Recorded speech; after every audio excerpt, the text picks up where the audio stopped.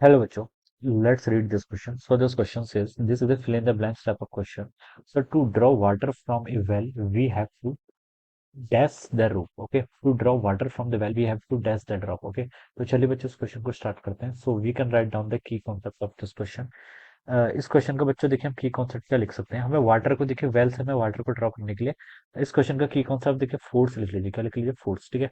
अगर हमें क्या करना है देखिए वेल से अगर हमें क्या करना है वाटर को ड्रॉ करना है. ठीक है. तो देखिए हम क्या करते हैं देखिए आपको देखिए वी हैव टू. ठीक है. यहाँ पर आपको देखिए फोर्स यानी कि पुश या फिर पुल बताना है. क्या बताना है आपको? पुश या फिर पुल बताना है. ठीक है. तो देखिए to draw water from a well we have to pull the rope. हमें क्या करना पड़ेगा यहाँ पर? रोप को क्या करना पड़ेगा? अपनी तरफ खींचना पड़ेगा. ठीक है. जैसे देखिए वेल में क्या होता है, जैसे ये आपकी क्या है? रस्सी है. ठीक है. ये आपकी रस्सी है. यहाँ पर देखिए आपकी इस तरीके से मान लीजिए कि कोई बकेट आपके ऐसे अटैच्ड है. ठीक है. This is the bucket. Bucket के आपके इस तरीके से अटैच्ड है.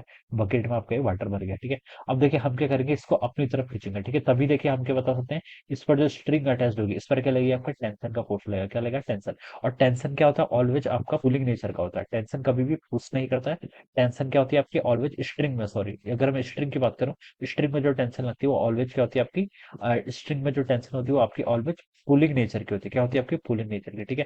तो कोई पर्सन अगर बाहर पर खड़ा है, ठीक है, तो इस पर्सन को क्या करना पड़ेगा? इसको अपनी तरफ पुल करना पड़ेगा. ठीक है. To draw the water from the well. Okay.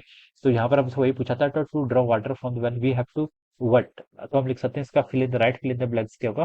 Pull the rope. हमें क्या करना पड़ेगा? यहाँ पर पुल लगाना पड़ेगा. ओके. यानी कि इसको अपनी तरफ खींचना पड़ेगा. Okay. So this would be the answer of this question. ठीक है. तो ये क्या हो जाएगा? इस क्वेश्चन का आपका right fill in the blanks हो जाएगा. So I hope you all understood this concept. All the best and thank you so